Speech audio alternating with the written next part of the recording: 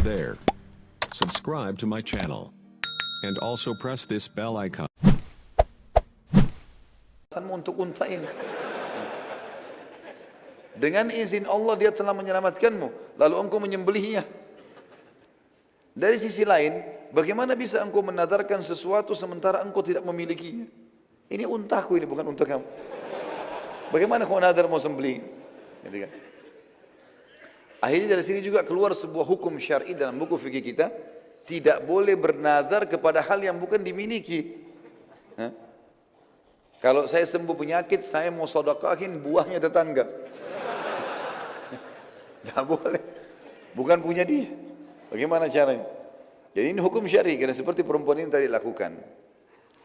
Kemudian selanjutnya ada ekspedisi Dzi Khussah, ya. Dipimpin oleh Muhammad bin Maslamah, Dzi Khussah, ya. Menuju ke pemukiman suku Tha'labah, dan juga suku Tha'labah ini termasuk orang yang partisipasi dalam perang Ahzab. Nabi SAW mengirim pasukan kecil yang dipimpin oleh Muhammad bin Maslamah, jumlahnya mereka 10 orang saja, untuk mengetahui keadaan suku Tha'labah. Namun ternyata suku Tha'labah ini, teman-teman sekalian, telah mempersiapkan diri dan mereka sudah berjaga-jaga jauh dari wilayah mereka, karena mereka sudah dengar Nabi SAW sudah menghukum orang-orang yang ikut dalam perang Ahzab. Muhammad bin Maslamah waktu itu radhiyallahu anhu dan teman-temannya, karena cuma 10 orang, tidak menyangka kalau pasukan suku Tha'labah telah siaga, sehingga mereka masih santai saja karena masih jauh dari wilayah suku Tha'labah. Kurang lebih perjalanan masih 1-2 hari sampai ke sana. Itu suku Tha'labah rupanya sudah kirim mata-matanya ke sana. Dan diletakkan di tempat itu 100 orang dari suku Tha'labah. Maka waktu suku Tha'labah melihat Muhammad bin Maslamah dan mengetahui ini adalah pasukan muslimin walaupun 10 orang, maka tiba-tiba mereka menyerang, dan semua yang bersama Muhammad bin Maslamah mati, terbunuh 9 orang, dan Muhammad bin Maslamah sendiri yang sempat selamat. Itu pun Muhammad bin Maslamah radhiyallahu anhu terluka parah. Dan Muhammad bin Maslamah menceritakan, aku menutup kedua kelopak mataku seakan-akan aku adalah orang yang sudah meninggal dunia. Ya. Kemudian mereka pun berusaha menendang, menusukin dengan pedang, memastikan kalau semua sudah mati. Maka terdengarlah suara mereka mengatakan, mereka sudah mati, lalu mereka meninggalkan. Kata Muhammad bin Maslamah, teman-temanku semua sudah mati, terbunuh, mati syahid, kecuali aku yang masih luka parah. Aku terus menutup mataku karena khawatir jangan sampai mereka masih melihat. Karena luka parah, gak bisa melawan. 100 orang gitu. Maka pada saat itu pun dia mengatakan, tiba-tiba aku mendengar ada suara kuda yang mendekat, dan aku terus menutup mataku sampai aku mendengarkan dia mengatakan, inna lillahi wa inna ilaihi raji'un. Maka Muhammad bin Maslamah membuka matanya sambil mengatakan, wahai muslim, aku masih hidup maka tolonglah aku. Ternyata dia adalah seorang muslim yang mau datang menuju ke Madinah untuk bertemu dengan Nabi SAW. Saat Nabi SAW mengetahui persiapan suku Tha'labah, maka beliau SAW mengutus pasukan besar akhirnya, yang dipimpin oleh Abu Ubaidah bin Jarrah radhiyallahu anhu, dan akhirnya Abu Ubaidah menyerang mereka suku Tha'labah sampai ke pemukimannya dan berhasil memporak-porandakan mereka, yang akhirnya mereka dikalahkan. Dan Abu Ubaidah bin Jarrah sempat menawan seseorang yang akhirnya setelah tiba di Madinah ia pun masuk Islam. Orang itu masuk Islam dan dia membawa banyak sekali ghanimah. Selanjutnya Sariyah Jamuh. Sariyah berarti Nabi tidak ikut SAW dan pasukan kecil. Dikenal dengan Sariyah Jamuh. Nabi SAW mengutus, ya, kurang lebih pada saat itu awalnya cuma kecil, 70 orang. Setelahnya Nabi SAW membentuk pasukan yang besar, sekalian dilengkapkan jadi 700 orang. Awalnya kata ulama sejarah menjadi Sariyah dan akhirnya menjadi sebuah pasukan. Dikenal dengan Sariyah Jamuh karena awalnya cuma 70 orang. Dipimpin oleh Zaid bin Harithah radhiyallahu anhu. Zaid bin Harithah adalah mantan anak angkat Nabi SAW, karena sudah tidak ada lagi istilah itu setelah dilarang oleh Allah Subhanahu Wa Taala untuk menjadi anak angkat Nabi SAW. Ia tujuannya untuk menyerang suku Sulaim. Saya sudah jelaskan juga, saya ulangi kembali, suku-suku yang besar bergabung di Ahzab adalah Quraisy, Ghatafan, Sulaim, kemudian Nadhir dan Qainuqa. Nadhir dan Qainuqa suku Yahudi. Tujuannya menyerang suku Sulaim dan yang ikut partisipasi dalam perang Ahzab, dan mereka melarikan diri. Sisa-sisa suku yang terlibat ada di sekitar suku Sulaim juga sekalian diserang oleh Zaid bin Haritha dan berhasil mengalahkan mereka. Pada saat itu Nabi SAW mengikuti keadaan suku-suku Arab yang hidup saling menyerang. Pada saat itu Nabi SAW mengikuti keadaan suku-suku Arab yang hidup saling menyerang dan merebut kekuasaan satu sama yang lain. Setelah itu Nabi SAW mendakwahi mereka. Dan Nabi SAW pada saat mengirim pasukan ini, beliau sekalian menitip pesan kepada Zaid bin Haritha, serang kalau ada suku-suku yang juga ikut, yang kecil-kecil yang ikut, serang semuanya di sekitar situ. Setelah dikalahkan tadi suku Sulaim ini, yang lainnya juga pada dikalahkan. Dan Nabi SAW mengatakan, dan perhatikan, kalau ada suku-suku Arab di situ yang tidak ikut Ahzab, tapi kerja mereka selalu hidup dari peperangan, maka ajak mereka damai, lalu dakwakan Islam kepada mereka. Dan ini Zaid bin Haritha berhasil menjalankan misinya. Kemudian ada Hamlat Ishq. Hamlat Ishq. Ya.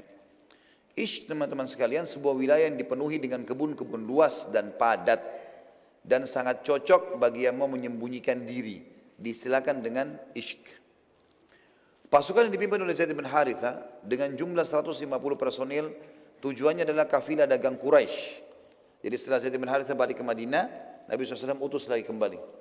Tapi sekali ini bukan lagi dengan 700 orang, tapi dengan 150 orang saja.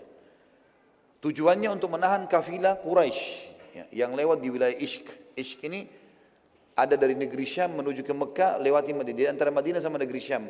Sebuah wilayah yang rindang sekali, karena di situ ada lembah. Lembah itu sering menampung air hujan. Jadi kalau ada hujan, sering menampung. Jadi ada mata-mata air, sehingga membuat banyak pohon-pohon tumbuh di situ. Dikenal dengan wilayah Ishq.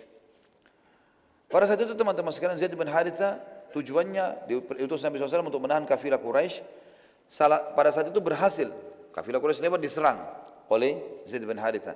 Dan berhasil mengambil kafilah tersebut dan menawan seseorang yang bernama Abul As. Siapa Abul As ini? Ini adalah anak mantu Nabi SAW. Suaminya Zainab radhiyallahu anha. Abul As. Jadi waktu Nabi SAW diutus jadi Nabi di Mekah, anak-anak beliau semua mengikrarkan syahadat, mengikrarkan Islamnya, ya, mengikrarkan kenabian ayahnya. Ya.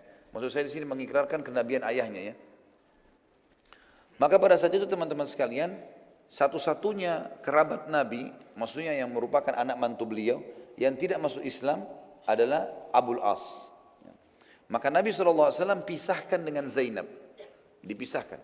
Dan ini sebuah hukum syar'i. Kalau wanita muslimah nggak boleh sama sekali sentuh orang laki-laki kafir. Walaupun dasarnya tadinya suami istri. Maka harus dipisahkan terlebih dahulu sampai suaminya masuk Islam. Gitu kan? Hukum syar'inya begitu. Terjadi pada anak Nabi SAW Zainab. Karena Abul As tidak mau masuk Islam, maka Nabi pisahkan. Tapi masih status suami istri. Dipisahkan dan berkata tidak boleh berhubungan biologis di sini.